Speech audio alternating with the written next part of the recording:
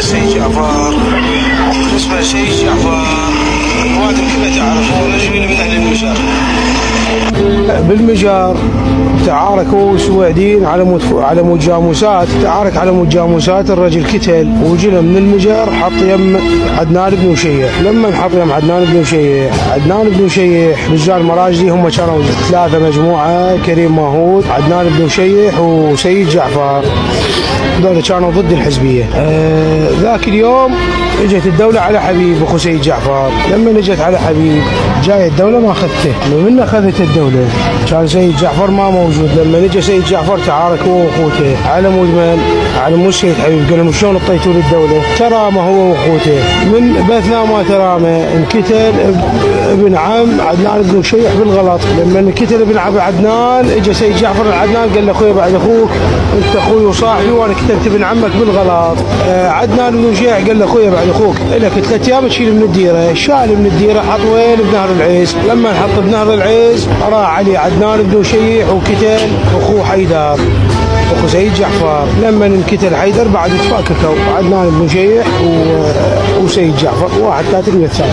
ذاك اليوم تكاتلوا آل بكريم وآل بغانم على مود الحاصول، وهاي الشغله معروفه والواد كلها تعرفها. لما تكاتلوا اجى سيد جعفر صفوا ويا البكريم واللي عارك البغانم.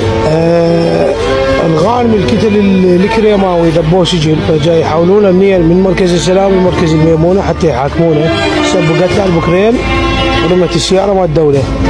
صارت مواجهات الدوله والبكريم.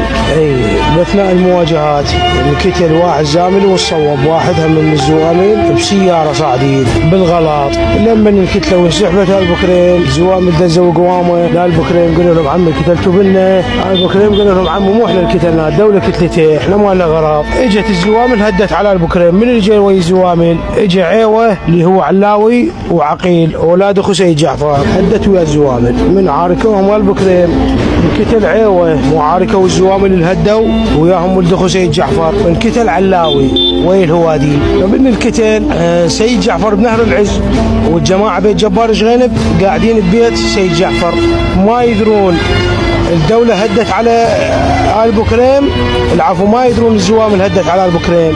فلما هدوا قلت لك بعد انقتل علاوي عقيل يسوروه على جبار شغينب وكتل. لما الكتل جبار شغينب جماعة ولده ستار ومصطفى ومرتضى قاعدين يم سيد جعفر رجعوا للديرة ما يدرون. عقيل خابر سيد جعفر قال له كتل الستار ابو ستار جبار. قال له ابويا ولك ايش سويت لنا مشكلة، تعال ارجع بسرعة. لما رجع آل بكريم خابروا سيد جعفر قالوا له كانت قلت آل بكريم عرفت الدنيا كلها الا ابو ستار الا جبار بن شغينب عاركوا آل بكريم كتلوا من عنده واحد فرطوشي وواحد علياوي وابن اخته ابن سيد كاظم، هذا اللي انقتل ويا سيد جعفر بالدراجه. فتفاككوا آل بكريم وسيد جعفر وما عندهم شيء بالقضيه.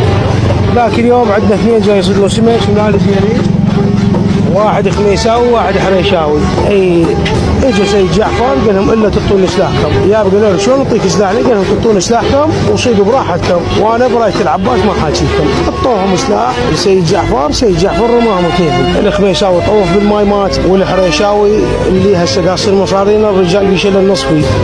اما بذبته 5 منات خطيب قاعد يجار وذاك بذبته 13 نفر الخميساوي. المهم لما صار